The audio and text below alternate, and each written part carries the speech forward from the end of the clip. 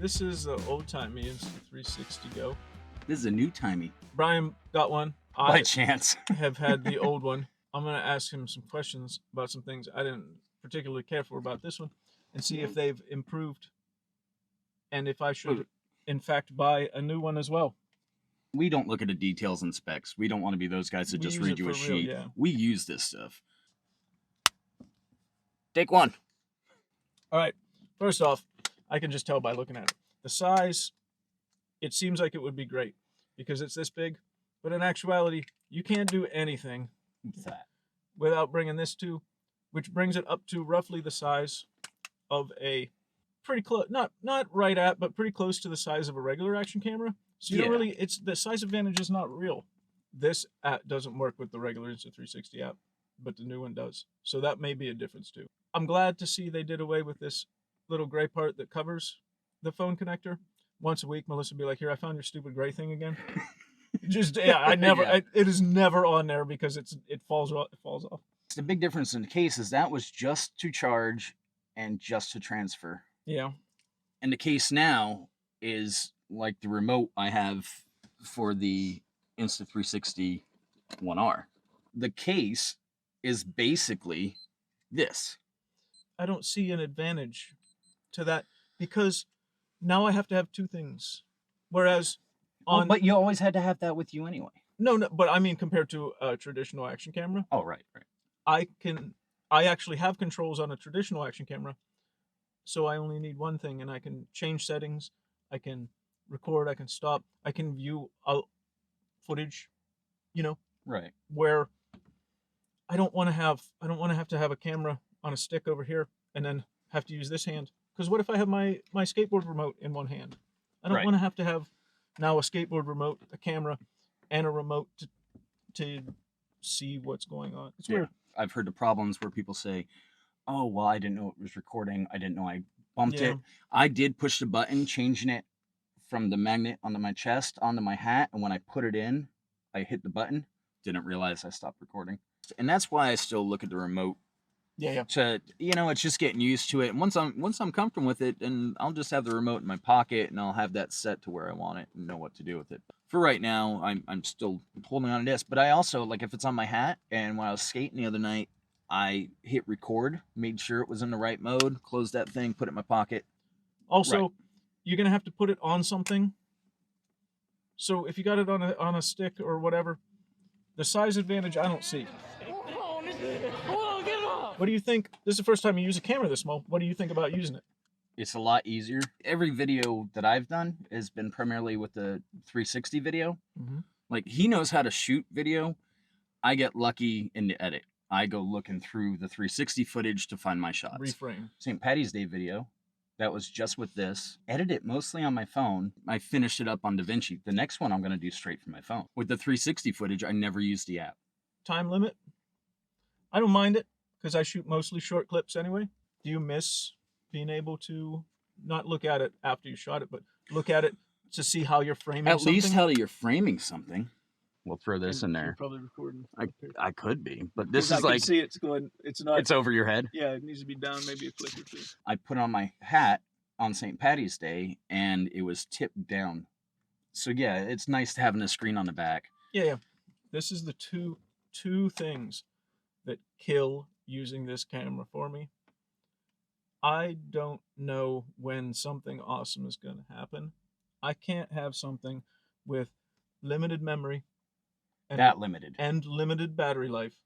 Even if it's 32 gigs, that's ridiculous. In the time we live in, 32 gigs is silly goose. And having a battery that, if we're doing fun things, and I run out of battery, I got to put it in here, or you got to put it in there, and we're dead in the water for 20 minutes. Can you record while it's charging at that? No, I guess I can't. So we go for a skateboard ride. You use up your battery, taking cool shots of everybody having fun. We stop for lunch.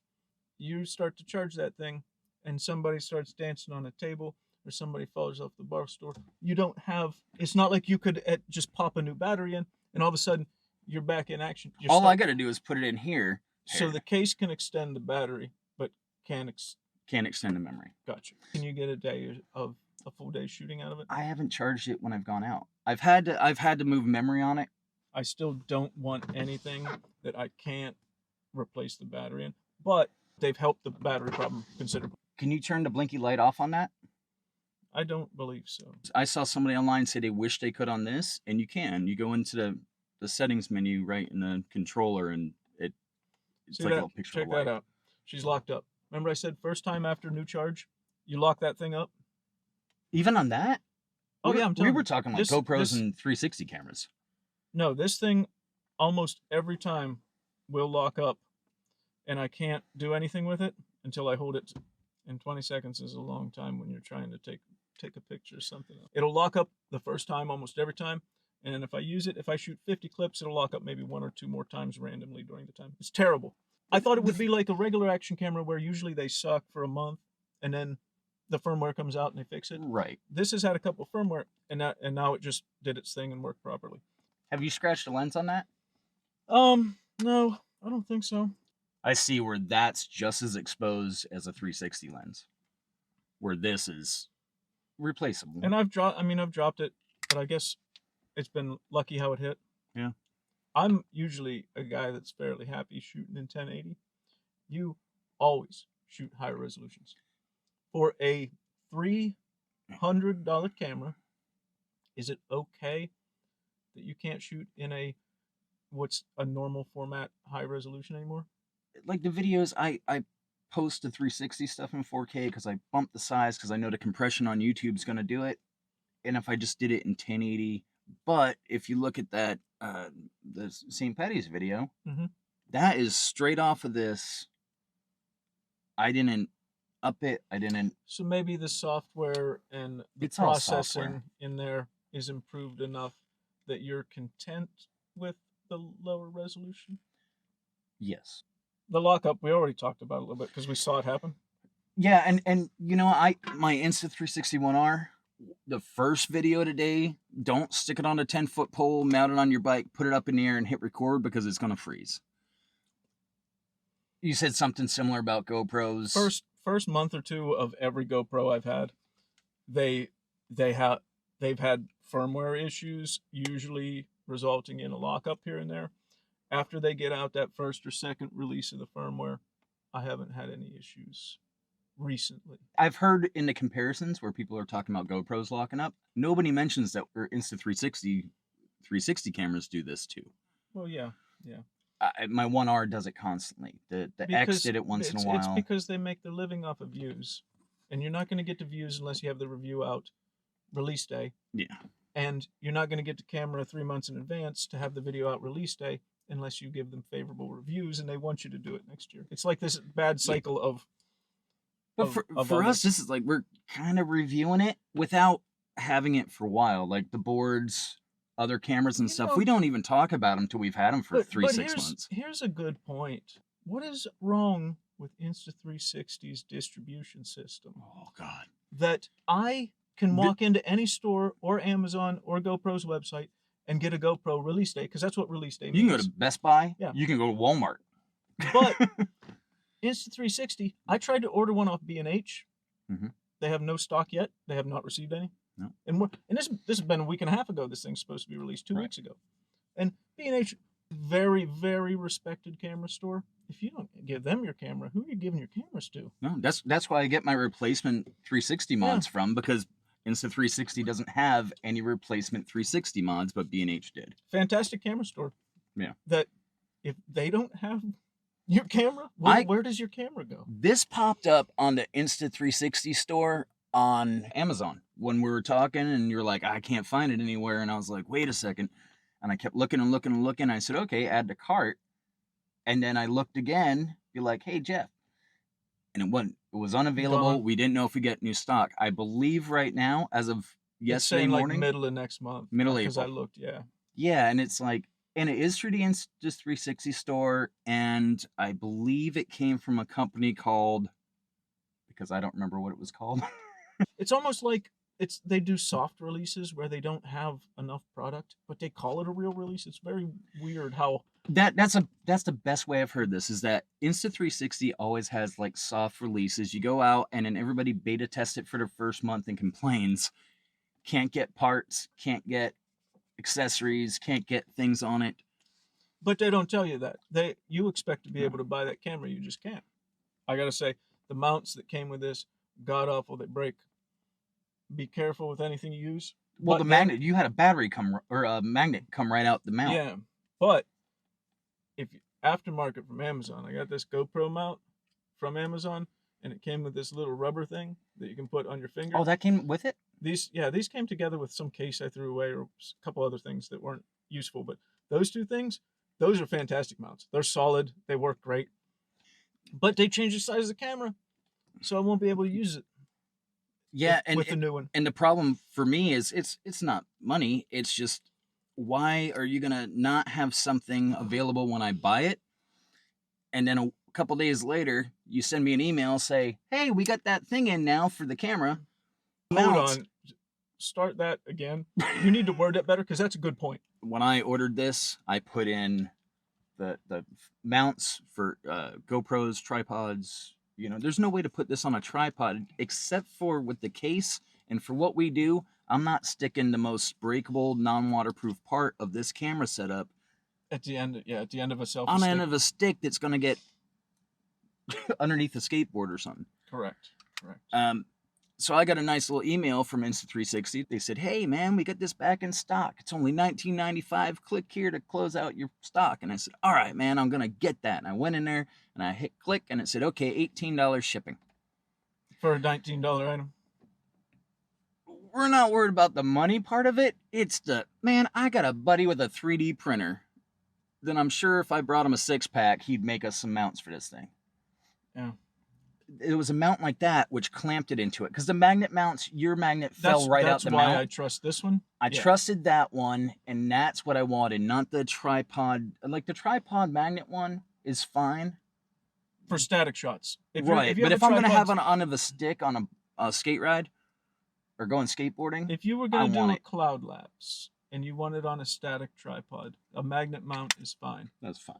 But if you're gonna wave it around and try to do any of the trick shots that they show in all of the ads and things, that just doesn't cut it. I've had this camera go flying across a parking lot through trusting their mounts. That's why I use these aftermarket mounts instead and don't trust their mounts anymore. Yeah, because they didn't want to fall out. It brought the magnet out the back of the magnet. The magnet was still unglued. stuck to the back of it. It was in. I still had the rest of it in my hand.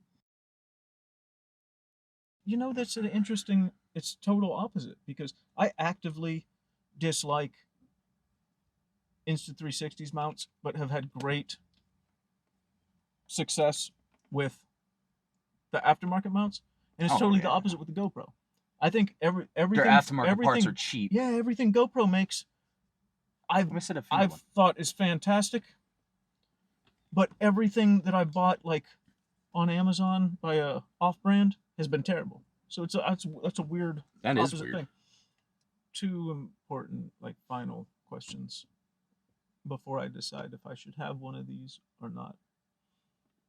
Being honest, I already ordered one. B&H just doesn't have mine yet. We already covered it. Compared to a GoPro or an Insta360R, the 4K mod. Here's my question.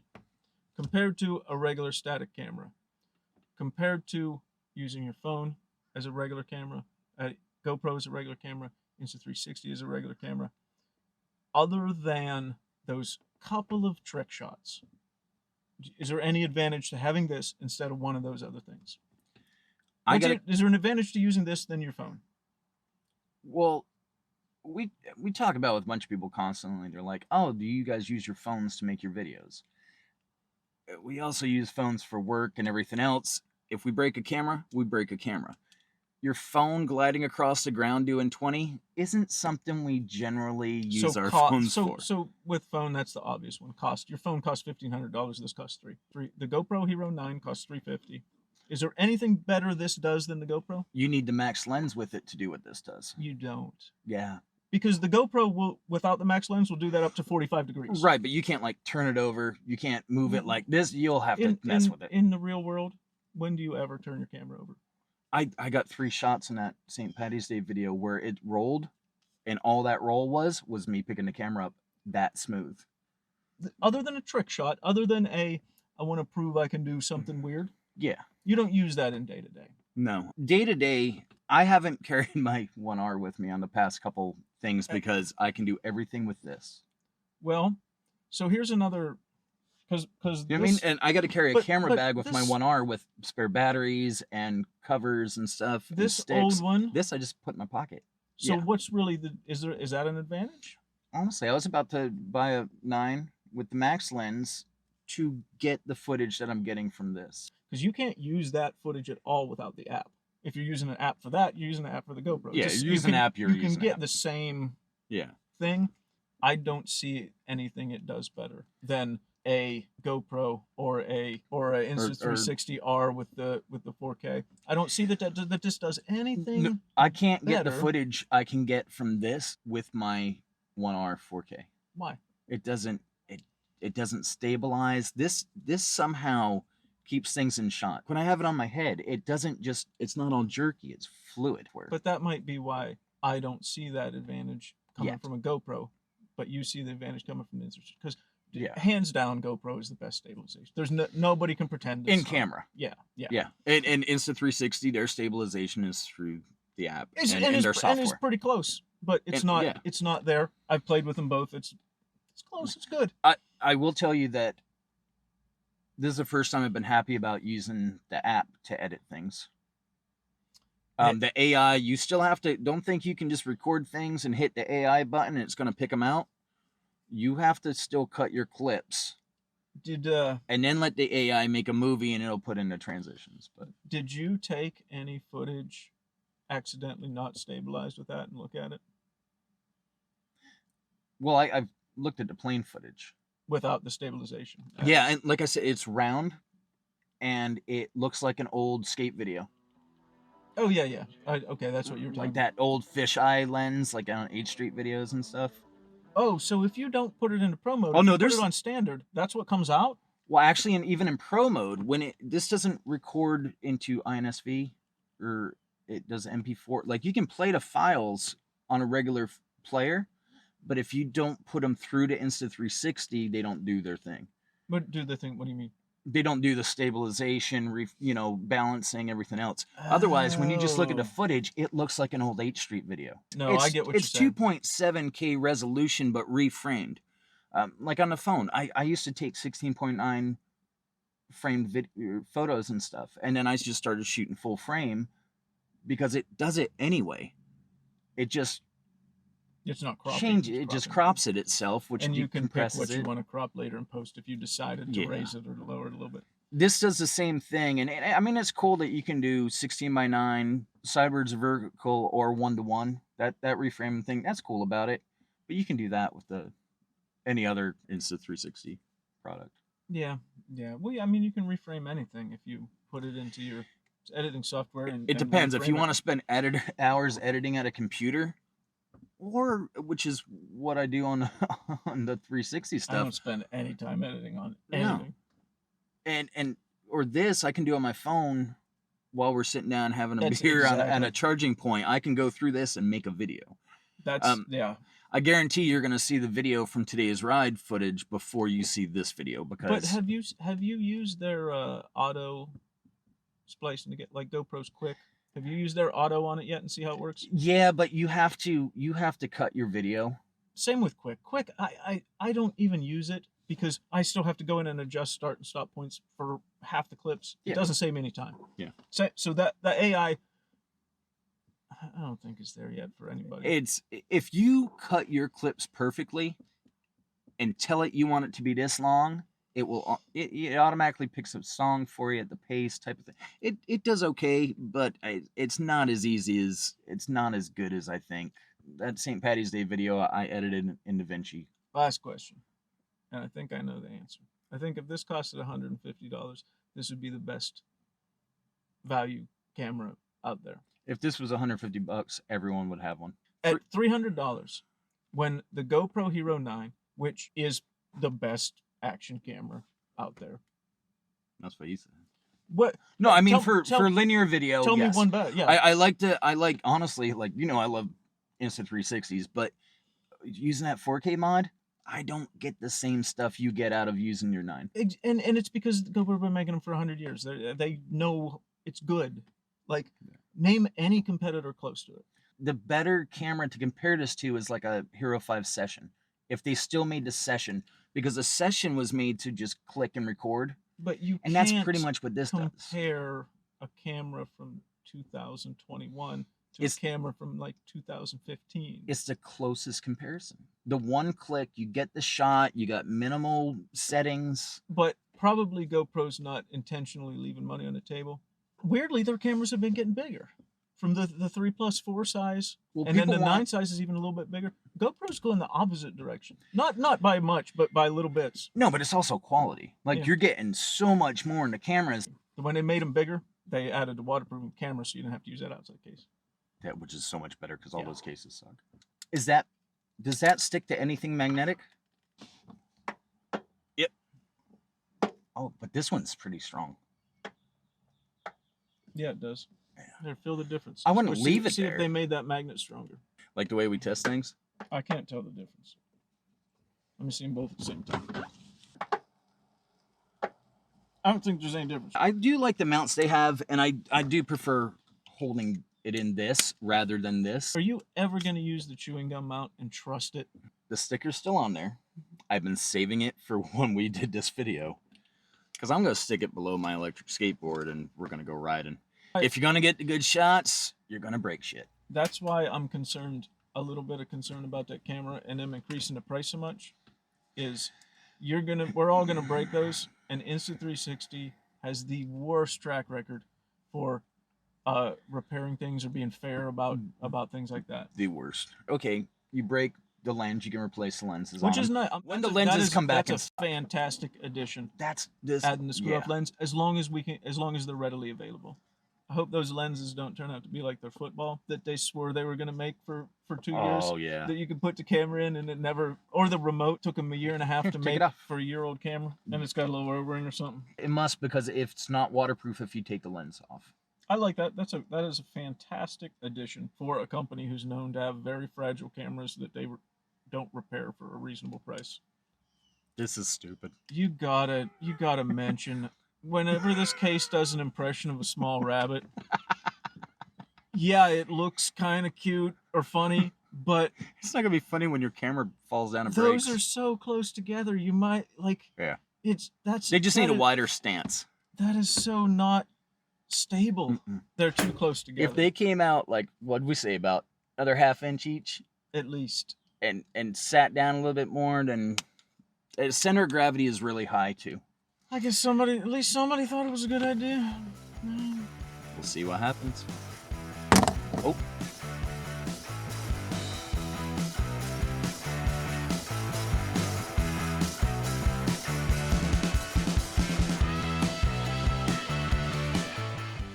How bad does it suck to wear that giant headband or chest plate when you can just do this? But you look just as silly as if you had a GoPro up